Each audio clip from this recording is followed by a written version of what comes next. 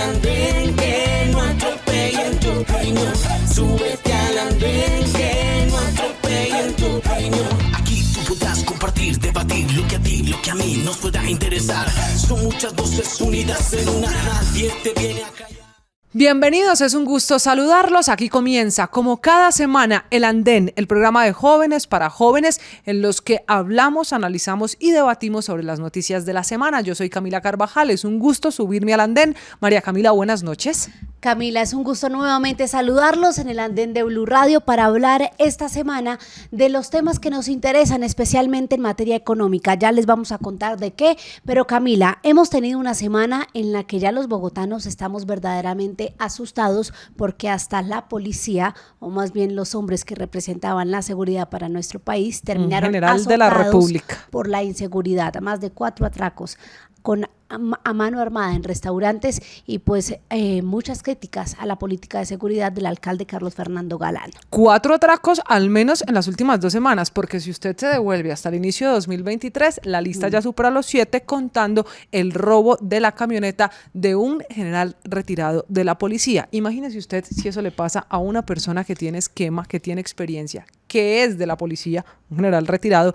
¿Qué podrán pensar el resto de ciudadanos? La política de seguridad de Bogotá, cuestionada, polémica y al final con muchos ciudadanos pidiendo que se resuelva. Pero esta también fue la semana de las renuncias. La muy esperada renuncia de la ministra del Deporte, Astrid Rodríguez, se dio terminando esta semana. Sin duda, le cobran la pérdida de sede de los Juegos Panamericanos para Barranquilla. Estaba en mora el presidente de hacer anuncios en ese ministerio y al final no fue un anuncio del presidente. Bueno, fue una carta de renuncia de la ministra. Irrevocable. Eso sí, diciéndole, según nuestras conversaciones de las últimas semanas, es mejor que yo me vaya y esta es mi renuncia. Se va la ministra del Deporte, pero también se fue la directora de presupuesto del Ministerio de Hacienda y se fue María Camila, el secretario de Cultura de Medellín. Manuelito tuvo que presentar la carta de renuncia. Manuelito, que es muy charro, según el alcalde Fico Gutiérrez. Es que charro estaba para los paisas es chistoso, hay que entender al alcalde, eso quiso decir. Para allá iba, se puso de chistosito, como diríamos aquí los rolos, y eso le costó su cargo. Fico defiende el por qué lo puso, lo designó como secretario de gobierno, pero secretario de Cultura. Es secretario de Cultura en su gobierno de la capital antioqueña, pero considera inaceptable no solo los términos en los que se refirió a él como su jefe,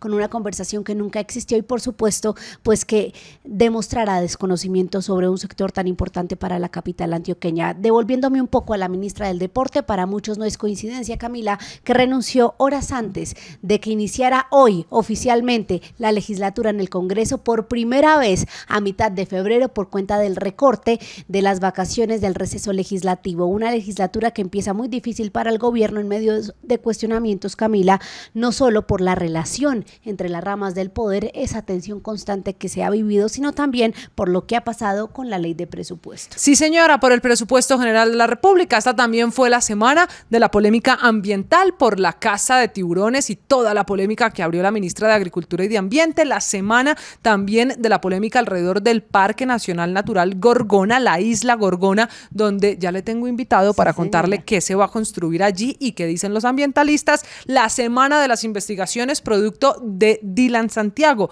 Este es el pequeño que finalmente se confirma por dictamen de medicina legal fue asesinado en Bogotá. La semana también de las noticias en el Caribe colombiano. Terminó el Carnaval de Barranquilla con muchos celebrando allí en una cada vez más importante fiesta de los colombianos. Así que muchas noticias para analizar, para compartir con ustedes en el andén. Bienvenidos. Este es el andén. Vamos a hacer una primera pausa y ya le presento a uno de los defensores de Isla Gorgona, que está en contra de la construcción del muelle, del faro, de la estación de guardacostas que se planea precisamente allí en el Pacífico. Bienvenidos, esto es el andén. Súbete al andén, que no atropellen tu opinión. Súbete al andén, que no atropellen tu opinión. Aquí tú podrás compartir, debatir lo que a ti, lo que a mí nos pueda interesar. Son muchas voces unidas en una, nadie te viene a callar.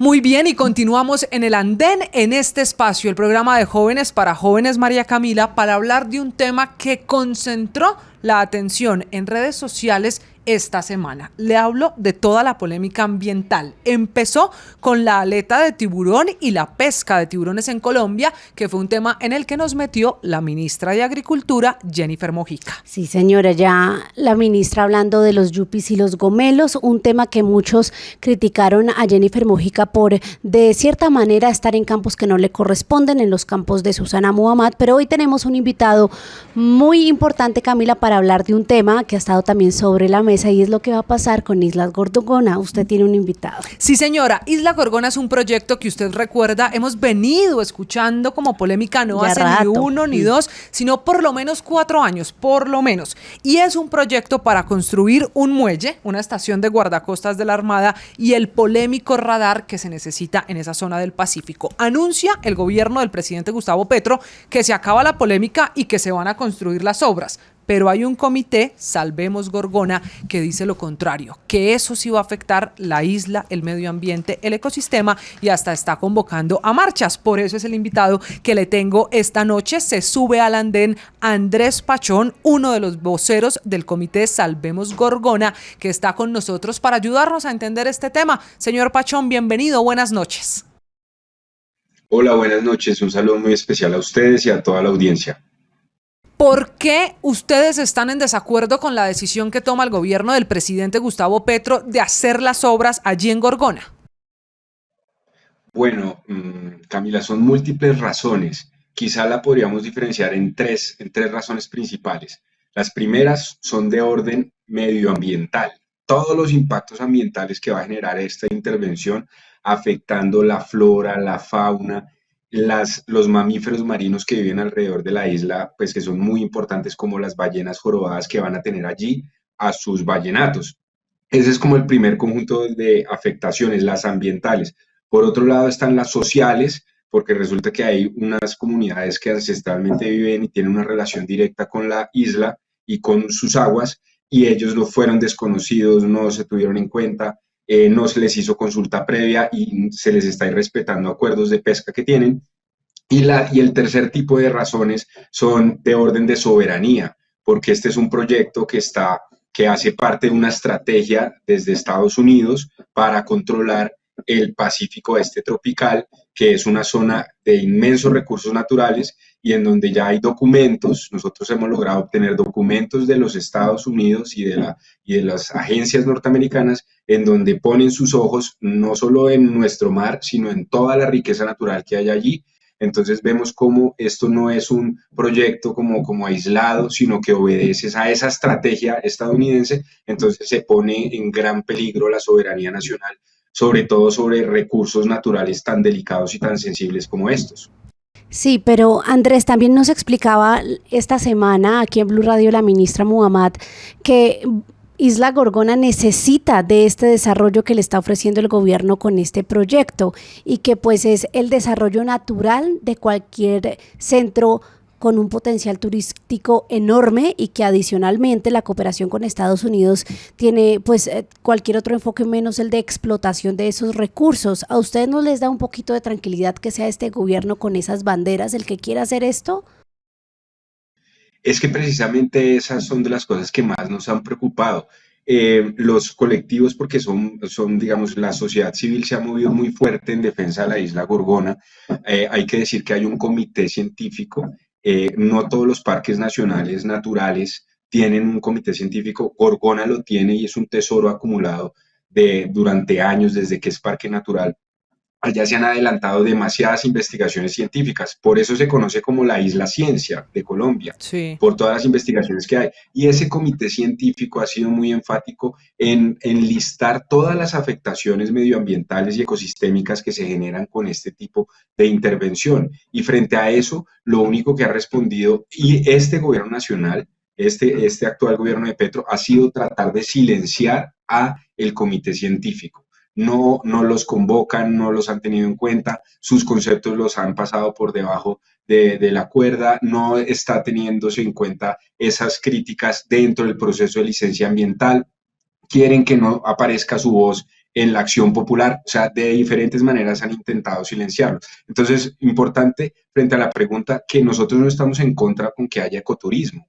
Y es más, el ecoturismo es una parte fundamental para que haya conservación adecuada y genera conciencia y genera pedagogía. Estamos a favor del ecoturismo, estamos a favor de la ciencia, pero lo que no estamos a favor es que se presente ahora como que es que este proyecto que es militar, esencialmente militar, ahora va a estar, ahora ya no es militar, de la nada ya no es militar, ya ahora es de ciencia y de turismo, y no deja de ser esto, es una narrativa, ¿cierto?, que intentas ocultar el verdadero centro del proyecto, ¿sí? O sea, nosotros no estamos en contra de que se hagan adecuaciones en la isla, no pasa nada, se pueden hacer algunas. El asunto es para qué son esas adecuaciones. Y aquí el para qué se resuelve es con una subestación guardacostas. ¿Para qué es que van a hacer todo eso? Para una subestación guardacostas que cuide un radar que va a estar al servicio de Estados Unidos. Ese es el gran problema.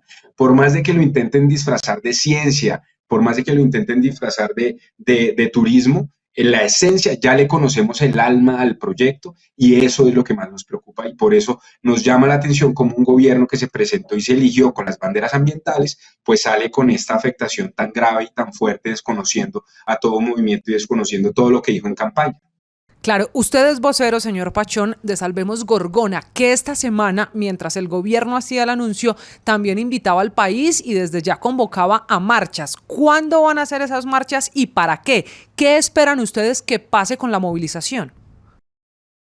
Nosotros hemos agotado como sociedad civil los diferentes caminos. Hemos presentado derechos de petición, hemos llamado a audiencias públicas que antes no se hacían, sino que a partir de lo que hicimos nosotros es que se ha venido haciendo audiencias públicas para que se consulte a todas estas opiniones y se tenga en cuenta todas estas críticas y no ha pasado nada. Lo que nos dimos cuenta es que este gobierno nos estaba embolatando, ¿sí? Nos hacía sentarnos en reuniones y hacía de cuenta que tomaba nota, pero resulta que era en una máquina imaginaria porque nunca nos hacían llegar las actas, nos desconocían los compromisos, han ocultado informes técnicos muy importantes como los impactos acústicos en las ballenas. Hay un informe muy importante y ese informe que señala las graves afectaciones en ballenas lo han venido ocultando y no quieren que aparezca ni en la licencia ni en la acción popular.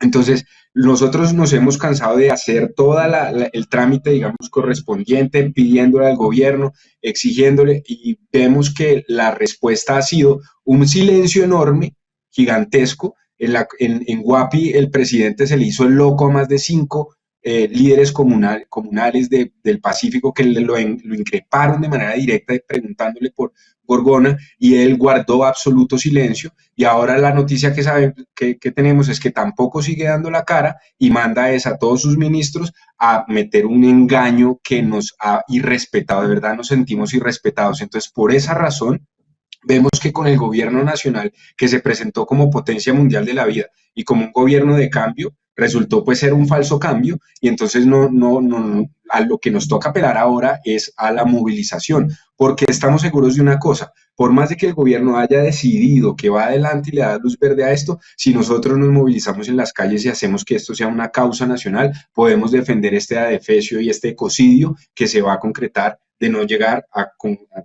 pues digamos, a generar este gran movimiento de conciencia en torno a la defensa de nuestro patrimonio. Por eso es que hemos convocado a las marchas. Andrés, quiero hacerle una pregunta final.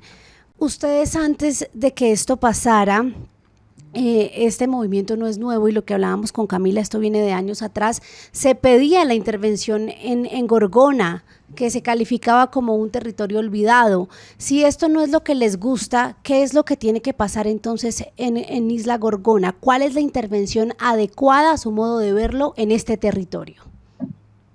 Esa pregunta es muy importante porque, digamos, nos intentan caricaturizar como si no quisiéramos que se moviera un ladrillo, ¿cierto? Y esto es falso, porque sabemos que hay cosas que se requieren.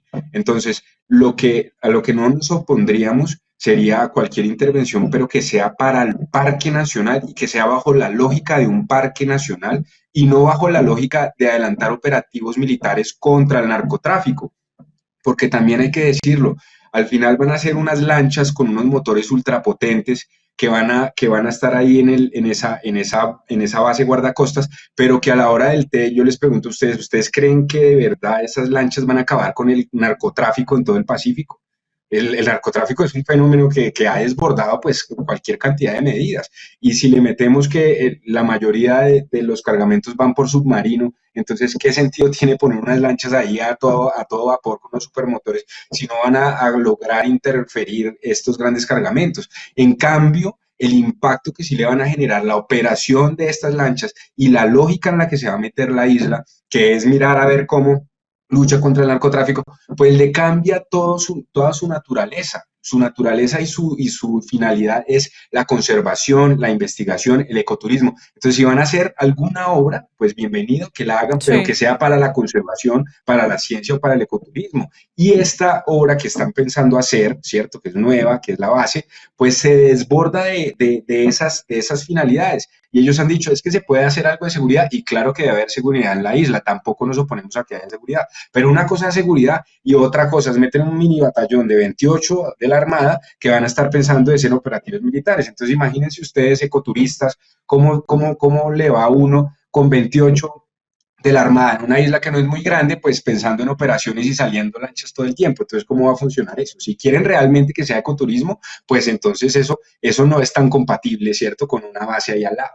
Y eso es lo que está en discusión, por eso aquí nos gusta escuchar todos los puntos de vista y esta es una discusión muy interesante, María Camila, que va a profundizarse mucho más si el gobierno sigue dando cada semana debates ambientales. Esta fue con Gorgona y la Casa de los Tiburones, la aleta de tiburón. Habrá que esperar qué dice la ministra a todas estas críticas y cuestionamientos que hace Andrés Pachón del comité Salvemos Gorgona. Pues Andrés, quedamos atentos a las movilizaciones y al futuro, sin duda, de uno de los rinconcitos más biodiversos y lindos que tiene nuestro país. Muchas gracias por haberse subido al andén. A ustedes muchas gracias, María Camila y Camila, y esperamos que de verdad la gente se concientice y nos ayude a defender nuestro patrimonio natural. Muchas gracias. Pues María Camila, dice el gobierno a través de los ministros de Defensa, de Ambiente y de Comercio que están involucrados en esto, que Estados Unidos ya no va a financiar el radar, que eso será con plata local del Ministerio de Defensa y que las obras comenzarán cuanto antes. Esperemos qué pasa, porque quienes conocen el territorio y quienes han hecho investigaciones allí dicen que estamos a punto de hacer una destrucción ambiental de la que quizá podamos arrepentirnos en unos años. Vamos a hacer una pausa aquí en el andén y regresamos con el debate de la semana. Señora. Vamos a hablar de economía, vamos a hablar de presupuesto y de la jugada, el error, el olvido o la decisión del gobierno a propósito de 13 billones de pesos y más de 100 obras de infraestructura que están terminando esta semana en Colombia en vilo por la financiación, por la plata que no se sabe qué va a pasar. Una pausa, regresamos. Esto es El Andén. Súbete al andén que no atropellen tu opinión. Súbete al andén que no atropellen tu opinión. Aquí tú podrás compartir, debatir lo que a ti, lo que a mí nos pueda interesar. Son muchas voces unidas en una, nadie te viene a callar. Muy bien, continuamos en el andén en esta noche de viernes, en este fin de semana que usted nos ve y nos escucha en todas las redes sociales de Blue Radio usando numeral El Andén. Usted también puede sumarse a esta discusión. Hoy el tema de debate, María Camila, es económico, porque la semana empezó y terminó con una polémica y es el futuro del presupuesto general de la Nación de 2024. Para que la gente nos entienda, hay un verdadero lío con nada más y nada menos que 13 billones de pesos que deberían estar asignados a obras de infraestructura, las vías 4G, el túnel del Toyo, el metro de Bogotá, el metro de Medellín, la doble calzada en Popayán y así una lista de más de 100 obras de infraestructura, que el presupuesto debió decir que había plata para esas obras, pero resulta que no, que eso no se asignó y que ahora no sabemos ni con qué criterio se va a entregar la plata, ni a qué obras y lo que es más grave, con qué plata se van a financiar muchos de esos proyectos que hasta ya empezaron. Sí, el ministro de Hacienda, Ricardo Bonilla, reconoció que esto no es un error, que lo hicieron adrede a propósito, porque el gobierno quiere tener esa discrecionalidad del uso de esa plata. ¿Eso qué significa? Que si no mostraban esa lista de los 108 proyectos, pues la plata no puede girarse a los pagadores, a los contratistas, y finalmente esos calendarios de ejecuciones de la obra se van a empezar a incumplir, y lo advierten desde todos los sectores económicos, que es grave, Camila, no solo por el limbo en el que quedan estas obras, sino también por lo que significa que puede tomar el Consejo de Estado en una de sus decisiones. Si admite una demanda y tumba la norma, no tumba estos 13 billones de pesos, tumbaría los 502 billones de pesos aprobados para el presupuesto de este año. Y por eso el lío en el que está el gobierno, por eso las alertas que encienden constructores y empresarios. Para hablar y debatir de este tema, le tengo invitados. Empecemos con el panel. ¿Arrancamos con los que hay aquí? Listo, Con voy a los que están arrancar. presentes. Voy a arrancar entonces con su izquierda. Saludo esta noche a Diego Cortés, uno de nuestros analistas, de nuestros panelistas, el que además es investigador económico. Diego, un gusto tenerlo aquí en este tema que se conoce muy bien. Bienvenido. Bueno, muchas gracias por la invitación, pues a todas las personas que están conectadas, y bueno, esperemos discutir esto en detalle, que es muy importante. Así va a ser. Y también nos acompaña aquí presente en el andén una cara ya conocida, cara de la casa, Jonathan Silva, activista político. Jonathan, un gusto tenerlo nuevamente aquí en el andén. Gracias, un saludo, y bueno, por lo que hoy no vamos a tener tanto debate, sino más análisis realmente de lo que sucedió con estos temas tan importantes para el país como es el presupuesto, que es lo más delicado para todos los colombianos. Entonces vamos a tener bastante análisis. Que es la plática por la que el Fondo Monetario Internacional, entre otras cosas, María Camila, esta semana le decía al gobierno: replantee el gasto, porque si no, no se va a cumplir la meta fiscal. Y terminamos este panel con otro economista, Jorge Iván Cárdenas, que se sube al andén. Jorge, bienvenido. María Camila, muchas gracias por la invitación. Un saludo cordial a María Camila también, y pues a mis dos compañeros de panel y a toda la audiencia de Blue Radio. Arranco con usted, Jorge Iván. Lo que pasó con el presupuesto y lo enredado que están esos 13 billones de pesos, ¿usted considera que es una decisión a propósito del gobierno, como lo ha dicho el ministro de Hacienda, o es un error que al final le está pasando factura al gobierno? No, en efecto sí es un error intencionado de parte del gobierno, porque el Estatuto Orgánico de Presupuesto es muy claro sobre las normas presupuestales, y Colombia, si algo tiene, es el fortalecimiento en todo el tema de la programación presupuestaria, y que nos guía toda la inversión pública a proyectos, metas y indicadores. Y lo que no se hizo bien era atar esos proyectos de inversión a ese presupuesto, lo cual pues deja una discrecionalidad en el gasto por encima de las normativas y leyes del gobierno, del Estado colombiano, y esa discrecionalidad obviamente está dirigida de parte del gobierno para financiar temas a su antojo, como se podría mencionar, y digamos, satisfacer las necesidades de sus intereses y no el de toda la población y todo el Estado colombiano. Sí, yo quiero preguntarle a usted, Diego, ya partamos de que veo que los tres coinciden en que esto fue intencional, en que no fue un error que le está pasando factura al gobierno. ¿Qué pretende el ministro? Hoy cuestionaba puntualmente Mauricio Cárdenas que no haya nadie que cuestione al presidente y le diga: oiga, eso no se puede hacer así. ¿Cuál será el objetivo de esto si finalmente para usar esa plata a dedo, para asignarla a dedo, también van a tener que emitirse decretos, y eso es ilegal? Eso no se puede hacer de esa manera. ¿Cuál será la finalidad? Sí, lo cierto es que esta situación responde a una lógica que está difícil realmente ver el hilo conductor. Uno podría decir de entrada: no, lo que nos encontramos en este momento es que el gobierno quiere tener mayor discrecionalidad en el uso del gasto y que el Ejecutivo pues tenga mayor control.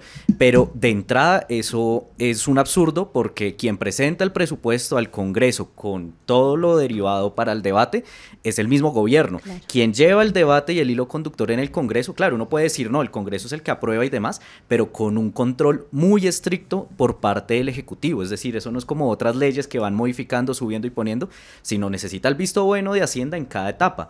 Y que lleguen a este punto y saquen ese decreto esa partida global. Y como dice el ministro de Hacienda, es que fue una definición del presidente de la República de mirar prioridades. Yo creo que este no es el momento de mirar prioridades frente a los gastos de inversión en estos, porque estamos hablando, claro, del Metro Bogotá, que ha sonado mucho, pero estamos hablando de otros proyectos que quedan en Cali, en Soacha, en Armenia, en Popayán, es decir, 108 proyectos que están en vilo y que pueden tener repercusiones muy grandes. Ya, claro, estamos hablando de la aprobación del presupuesto por este lado, que ya de por sí se están hablando de demandas frente al mismo decreto como se estableció, e incluso si toca ir hasta el Congreso otra vez a presentarlo y debatirlo. Pero también hablamos es de que son vigencias futuras que fueron definidas para unos proyectos, es decir, hay unos contratos que están andando y esto sería también modificar o incumplir. Y si el gobierno tiene la intención de modificar contratos, ese no es el mecanismo. O sea, el mecanismo sería poner el debate sobre la mesa, pero no poner unas argucias o unos mecanismos para que por otra vía o por la tangente terminen desconociendo prioridades de inversión que puede uno gustarle o no, pero ya están andando y eso es un despropósito. Y ya que usted menciona vigencias futuras, Jonathan, el gobierno del presidente Gustavo Petro, desde que llegó a la Casa de Nariño, dijo en palabras más, palabras menos, que la olla estaba raspada. Y como esta es una decisión al final económica que afecta al presupuesto y el bolsillo de todos los colombianos, ¿usted cuál cree que sea el efecto si esta situación no se corrige? Si se modifican las vigencias futuras y no se garantiza la plata para obras como el Metro de Bogotá o Medellín o las que ya mencionaba Diego hace un momento, vías 4G o carreteras en el Valle del Cauca o en Popayán. Bueno, el efecto en esto es claro, la confianza inversionista va a bajar. Las microempresas, que es más, ya creo que hay 2.600 microempresas que ya les tocó cancelar el contrato, les cancelaron el contrato porque no hay con qué pagarles, ahí ya estamos afectando primero que todo la mano de obra, el empleo, o sea, ya tenemos un poco de gente que hoy estarán despidiendo, ya están cerrando, digamos que contratos, etcétera, digamos que ese es el efecto a corto plazo.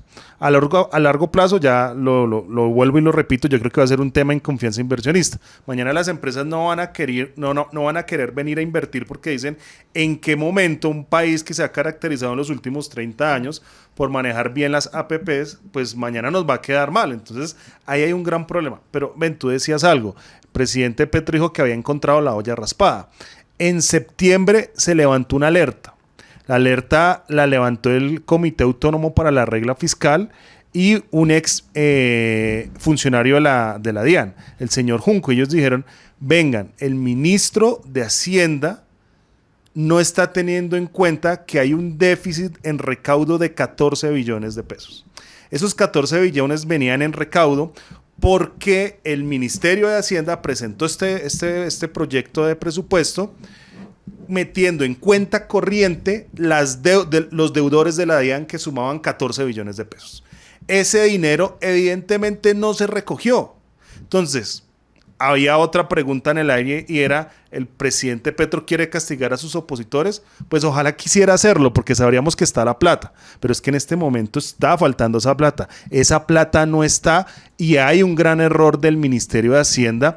Y me uno a mis dos compañeros donde ellos decían, esto es un error del gobierno claramente, y esto es un error del gobierno que viene desde meses atrás, donde no supieron qué hacer con el recaudo de esos 14 billones, que tal vez hoy ya vamos en 13 que no aparecen, y es que no aparecen. Sí, pero usted va en el punto y es en cómo el gobierno quisiera castigar políticamente a esos mandatarios locales cuyas regiones tienen esas obras en cuestión. Ahí quiero preguntarle, antes de ir con ese látigo que estaría tomando el presidente Gustavo Petro, Diego, ¿cómo ve que por primera vez en la historia, y lo decían así los exministros de Hacienda, el gobierno haga lo que se le da la gana y no acate lo que aprobó el Congreso, el Legislativo?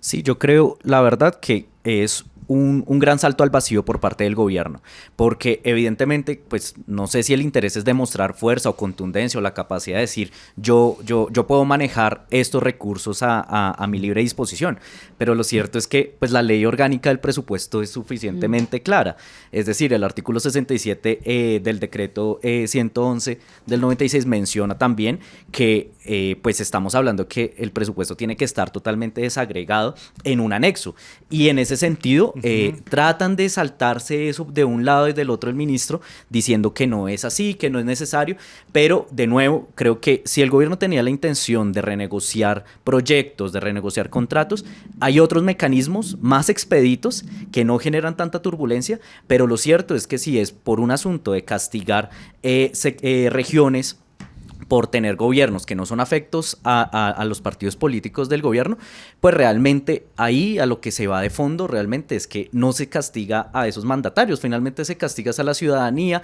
como ya se mencionaba, se castigan crecimiento del producto, se castigan empleos, y esta situación pues realmente agrava es la difícil situación que tiene el país, que para el 2023 creció 0,6% no más, y con unos niveles pues de inversión muy preocupantes, sin contar además con la falta de ejecución del año pasado, que también fue un asunto que sonó bastante. Lo que menciona Diego es importante, y es que hoy salieron las cifras del DANE en el último trimestre del 2023, que son, digamos, muy poco alentadoras en el sentido de crecimiento económico. Cuando nosotros como analistas el año pasado le dimos el campanazo sobre ejecución de presupuesto al gobierno nacional, el propio ministro me dijo a mí en un conversatorio que yo estaba equivocado en el tema de ejecución. Hoy, después de ese proceso, tenemos un crecimiento entre el 0,1 y 0,3%, tenemos una disponibilidad presupuestal bastante alta. Yo no digo que la plata no esté como lo hace mi amigo Jonathan, porque recuérdense que el año pasado hubo una adición presupuestal que al final no se gastó, más o menos 17 billones de pesos. Aquí estamos hablando del procedimiento y de la forma en cómo se están tomando decisiones, y la forma en cómo se están tomando decisiones sobre los recursos públicos, que es la plata de todos los colombianos, que tienen unos procedimientos que están dentro de la normativa.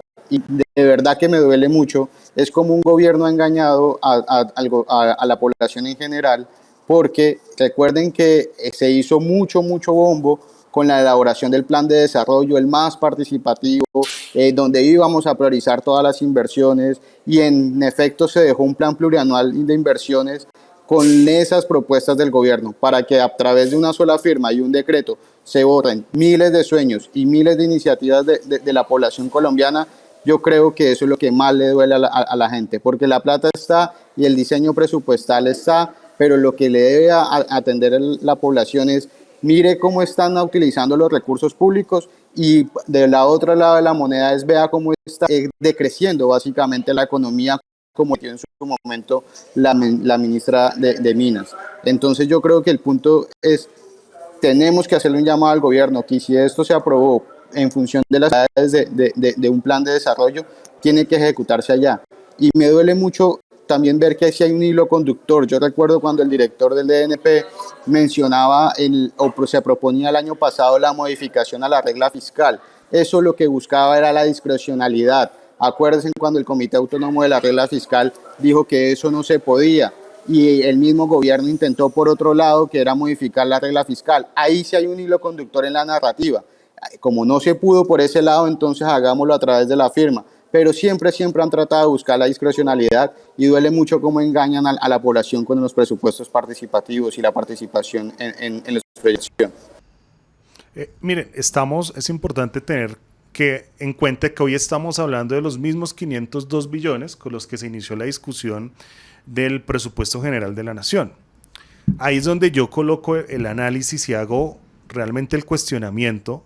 Bajo esos mismos 502 billones es que el exdirector de la DIAN y el comité técnico de la regla fiscal dijeron: ojo, porque aquí hace falta plata, que no se ha recogido, no que se la han robado, que no se ha recogido. ¿Eso qué quiere decir? Que aquí hay un tema de negligencia por parte del Ministerio de Hacienda, porque es que el Ministerio de Hacienda estaba metiendo unos ingresos en cuenta corriente, en ingresos corrientes, cuando realmente para obtener esos ingresos donde se hacen estas denuncias se tenían que ir a través de temas de litigio, o sea, que un juez le dijera a los que le deben a la DIAN: pague, de lo contrario, esa plata no llega. Entonces, ahí es donde hay que poner la lupa un poco, y también, ¿por qué no?, empezar a preguntar al Ministerio de Hacienda: venga, usted en septiembre le hicieron o prendieron las alarmas los expertos sobre estos 14 billones de pesos, porque, oh sorpresa, hoy nos hacen falta 13. Y si el gobierno tuviera esta plata, tuviera cómo maniobrar el tema, sacaría un decreto de cierre y dice, venga, qué pena, nos equivocamos, realmente la embarramos, vamos nuevamente a colocar las cosas donde deben estar. Pero hoy están tan embolatados que ya una funcionaria renunció y esto aquí ya empieza un poco a oler no tan bien. Entonces yo creo que estos análisis hay que irlos un poco llevando, como bien decían ustedes dos, ¿cuál es el hilo conductor? O sea, sí, muy bien, querían cambiar la regla fiscal, después encontramos negligencia en cómo se debe llevar el Ministerio de Hacienda porque parece que no supieran. O sea, antes de discutir esto, ellos querían hacer cosas sin que pasara por el Congreso. Por eso también se prendieron alarmas y les dijeron, ojo cómo maneja usted ese presupuesto sin que pase por el Congreso.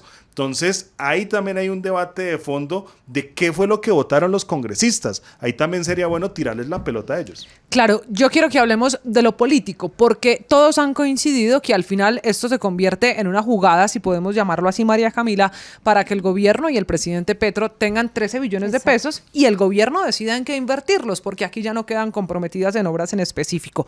Diego, ¿usted cree que habrá una retaliación, venganza política con esa plata que deja de financiarse el metro de Medellín o el túnel del Toyo o la vía 4G porque quedan en Antioquia, un departamento que no votó por el presidente Petro y que él lo ha dicho públicamente? ¿Todo esto es para una venganza política? ¿Usted qué cree? No, es que todo apunta de que va para ese camino, porque efectivamente han sido públicas las insistencias y desde distintos pronunciamientos del presidente, desde distintos funcionarios públicos, que realmente pues es un asunto de por qué están haciendo tantos proyectos en Antioquia y no en otras regiones del país. Y claro, pues si uno mira y pone el país en necesidades, uno sabe que evidentemente hay departamentos con altas necesidades, pero de nuevo eso no implica saltarse la ley y en últimas no cumplir los compromisos. Es decir, es que estamos hablando de proyectos de infraestructura tan grandes que es necesario pues una cofinanciación del gobierno nacional. Eso implica unos tiempos, unas vigencias futuras y unos contratistas que van andando y van funcionando en ese sentido. Entonces, realmente, si van a jugar a ese asunto de no es mi gobernador, no son mis alcaldes y por lo tanto y recordemos algo más, vamos a recortarlo, pues entonces ahí realmente lo que, de nuevo, no van a castigar a esos funcionarios públicos y a esa gente elegida democráticamente, sino van a castigar es a la población de esas ciudades y de esos departamentos. Y aquí hay que decir algo claro, el presidente sí ha tenido revanchismos con ciertas obras, como por ejemplo el metro de Bogotá. O sea, él ha sido un abierto opositor a cómo se está manejando todo y aunque todavía no está claro, no sería raro que quiera meter un freno a las obras de Bogotá por medio de este tipo de acciones. Entonces, yo sí creo que hay que poner la lupa, hay que ir un poquito más a fondo, pero hay que poner la lupa en Antioquia y en Bogotá, que es donde el presidente realmente ha tenido el ojo puesto, y sobre todo en Bogotá. Entonces, yo sí creo que el presidente y algunos sectores del gobierno estarían buscando una maniobra para ponerle freno a estas obras. Mire, yo estoy de acuerdo, María Camila, y yo lo que creería es que el Congreso debería utilizar también sus poderes políticos. Celebro mucho con que llamen a control de esto al ministro de Hacienda.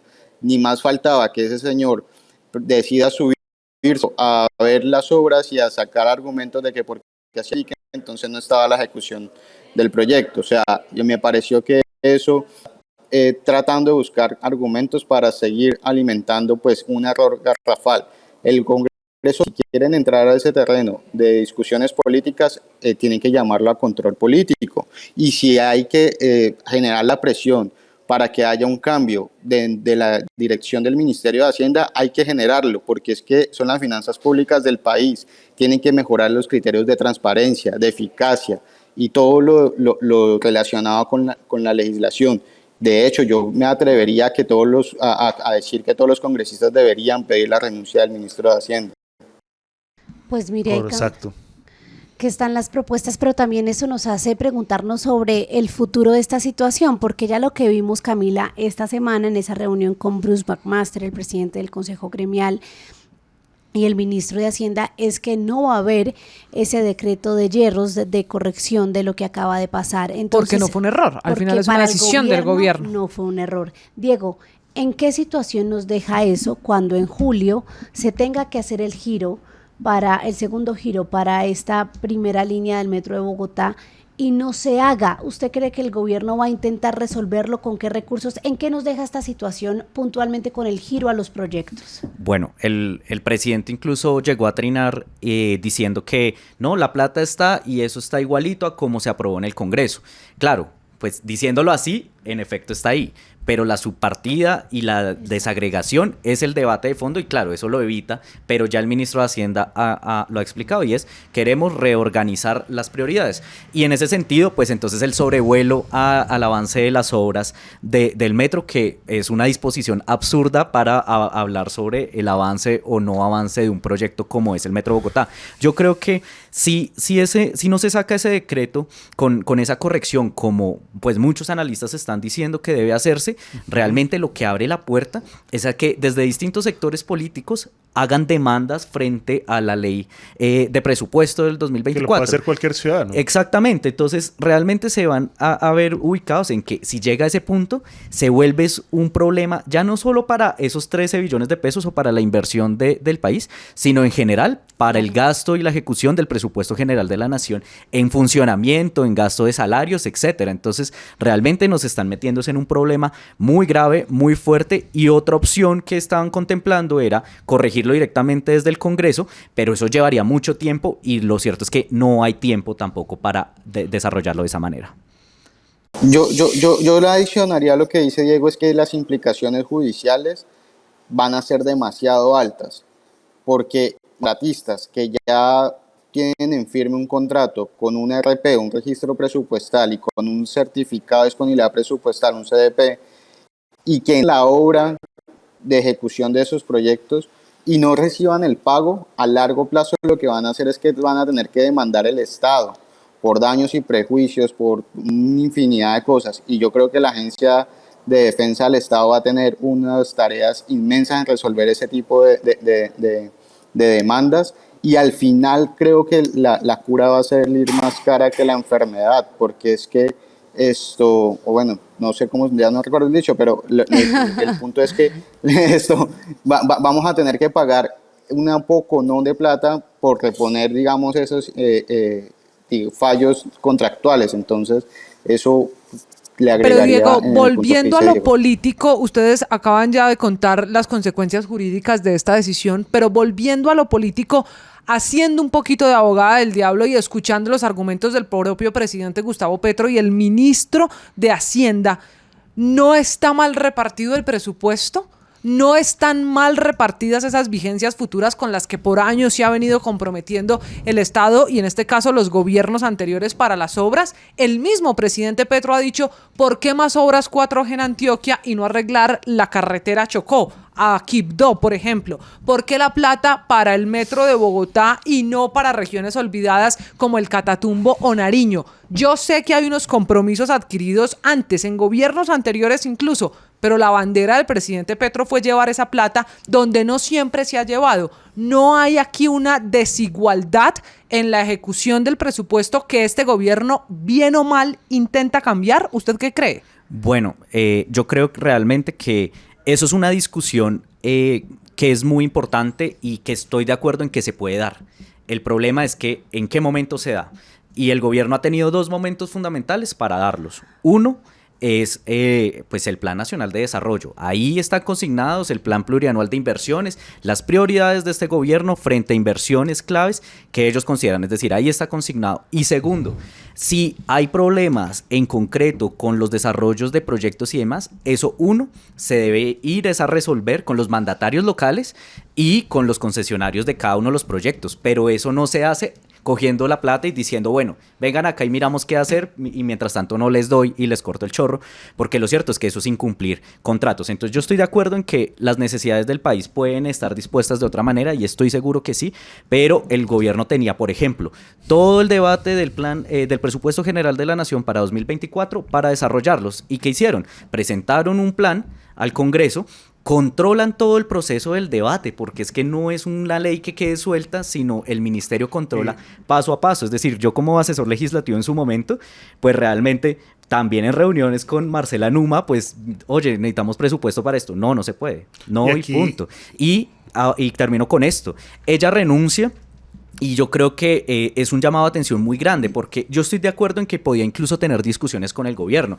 Y en ese caso, y de acuerdo a si era un cargo de libre nombramiento o remoción, uno puede decir, pues realmente si no está alineado con las prioridades del gobierno, tiene sentido de que se cambie, pero pues con una persona que esté avalada, pues digamos, para el cargo. Pero el problema es que sale es en el medio de unas condiciones en donde pueden haber procesos legales y judiciales en este sentido. Entonces ni siquiera sale por lo político, por las discusiones políticas, sino por los riesgos en los que incurren estas medidas con las cuales seguramente ella no estaba de acuerdo en cómo se desarrolló ese anexo. Mire, y aquí hay un peligro claro en lo político. Este gobierno todos los días le sacan escándalo tras escándalo a activistas y sectores políticos. Y ha venido hablando de un tal golpe blando. Ahora, este tema tan delicado que se lo sacan los gremios, que se lo sacan los sectores técnicos, realmente esto debería derivar en un llamado al Congreso, al ministro, a la DIAN, y pedir la salida del ministro. Aquí, ¿cuál va a ser el peligro? El populismo con el que el gobierno va a manejar ese tema. Y va a empezar a utilizar el Chocó, va a empezar a utilizar la Guajira, va a empezar a utilizar ese discurso populista de los más pobres, porque detrás de eso se va a escudar y va a empezar a llamar y a decir que es que lo están persiguiendo. Entonces, ahí es donde vamos a tener un gran problema, porque en este momento estamos en un momento crítico del país, que cualquier cuestionamiento ante la negligencia de este gobierno, ellos lo van a utilizar a su favor, diciendo que es que los están persiguiendo y que les quieren dar un golpe blando. Y hoy simplemente aquí está quedando claro que todos los sectores ideológicos, que obviamente no están con el gobierno, están diciendo esto es negligencia. Sí. O sea, es que esto ya no tiene tinte de color político, sino que realmente preparémonos para el discurso y no se les haga raro de aquí a unos días escuchar a Petro sacando a la gente a las calles porque estamos persiguiendo al Ministerio de Hacienda. Pero bueno, ya Camila, estamos llegando al final de este andén y para concluir queremos preguntarle a los tres cómo queda el gobierno del presidente Gustavo Petro, que tiene como principal bandera, como principal promesa el cambio a través de sus reformas en materia económica. Las cabezas técnicas económicas de este gobierno ya se fueron. Se fue José Antonio Campo, salió Jorge Luis González. Jorge Iván González, del Departamento Nacional de Planeación. Que también se fue por diferencias en ciertos temas con el presidente y pues renunció, como usted lo mencionaba, Diego, Claudia Marcela Numa, o más bien la sacan del cargo. Que era la directora de presupuesto en el Ministerio de Hacienda. Era la señora por la que pasaba el presupuesto no solo en este gobierno, sino en gobiernos pasados. ¿Cómo queda este gobierno, Diego, para implementar las reformas que necesita si no tiene esas cabezas técnicas y ya vamos pues en este tipo de acciones cuestionadas desde todos los sectores? Bueno, realmente yo creo que estos sectores que estaban alrededor, por ejemplo, el director del DNP, era una persona que, pues, con discusiones y con críticas, por supuesto, pero generaba confianza en distintos sectores políticos del país, tanto opositores como sectores independientes. La salida de él y de otros lo que hace es tambalear también esas mayorías en el Congreso y debilita, pues, realmente el accionar político del gobierno. Evidentemente, si esto se canaliza y se lleva al punto de es una persecución entonces en todos los flancos, en todos los niveles, porque no nos van a dejar gobernar y demás, pues lo cierto es que el gobierno es el que está debilitando la confianza y la capacidad de su accionar. Y quiero apuntar un detalle ya final, y es: estos proyectos que estamos hablando y que requieren vigencias futuras son proyectos de largo plazo, y evidentemente si dependieran del vaivén político de cada 4 años y del mandatario de turno, pues nunca se desarrollarían. Caso el Metro de Bogotá, y eso lo hemos tenido pues durante décadas. Por lo tanto, realmente ese tema de que vamos a mirar prioridades frente a proyectos que cubren distintos gobiernos, yo creo que no va a lugar, y el gobierno, si tiene necesidades y ejecución de otros sectores, tiene las herramientas políticas, legales y constitucionales para realizarlas. Pero esto lo que está mostrando es una debilidad. Lo que está mostrando en últimas es que el ministro de Hacienda prefiere pasar por encima de las leyes con el fin de darle gusto al presidente en esto. Y lo cierto es que es un tiro al pie, porque no van a poder resolver eso que tanto quisieran hacer, y sí van a ganar grandes problemas en donde pierde el gobierno, pero también pierde la ciudadanía, porque es menos ejecución o ejecución más lenta, y son menos empleos, menos capacidad de consumo y menor crecimiento para el país. Sobre las renuncias y cómo queda el gobierno, Jorge Iván. No, pues en lo que digo, yo creo que las encuestas ya como gobierno. Lo que aquí nosotros tenemos que procurar es por mejorar el desempeño de la inversión pública, independientemente si hace en ciudades capitales o en proyectos de infraestructura en la Colombia profunda. Lo importante es que esto se ejecute y que se materialice en bienes y servicios para la población.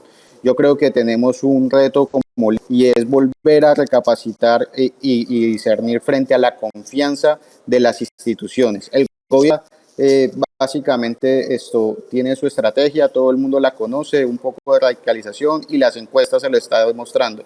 Aquí lo que toca es empezar a buscar soluciones y de cara digamos, a un par de años o unos 6 años, poder, digamos, satisfacer las necesidades. Por ejemplo, es increíble que solamente el 30% de los objetivos de desarrollo sostenible los podamos cumplir a 2030. Tenemos 2 años de este gobierno y 4 del próximo, y yo creo que hacia allá tienen que dirigirse todas las acciones de política pública. Jonathan, muy corto que se nos acabó el tiempo. ¿Cómo queda el gobierno con estas renuncias de gente técnica? Miren, el gobierno queda muy mal y es que esto es clarísimo. El gobierno simplemente ha querido tener cerca de él las focas que le aplauden todo lo que está haciendo. Y vuelvo y repito, miren, aquí no estamos jugando, aquí no estamos hablando de que si la primera dama bailó o no en Barranquilla, aquí estamos hablando de 13 billones de pesos que presuntamente están embolatados. Y además de esto, la gente más pobre se va a quedar sin trabajo, la confianza inversionista se va a ir, la vamos a espantar y realmente las obras no se van a ejecutar. Aquí hay que pedir la renuncia del ministro y llamar a cuentas a la DIAN. Esto no es persecución, esto es sentido común. Yo creo que es tiempo de que el gobierno deje de victimizarse y dé la cara por lo que está haciendo mal. Y por 13 billones de pesos que están aquí en la mitad, en esta diferencia polémica alrededor del presupuesto. Se nos ha acabado el tiempo. A Jorge Iván, a Diego, a Jonathan. Señores, gracias. Esperemos qué decisiones y caminos toma el gobierno y particularmente el Ministerio de Hacienda, María Camila. Nosotros nos vemos, nos oímos la próxima semana en esto, El Andén. Chao. Súbete al andén que no atropellen tu opinión. Súbete al andén que no atropellen tu opinión. Aquí tú podrás compartir, debatir lo que a ti, lo que a mí nos pueda interesar. Son muchas voces unidas en una. Nadie te viene a callar.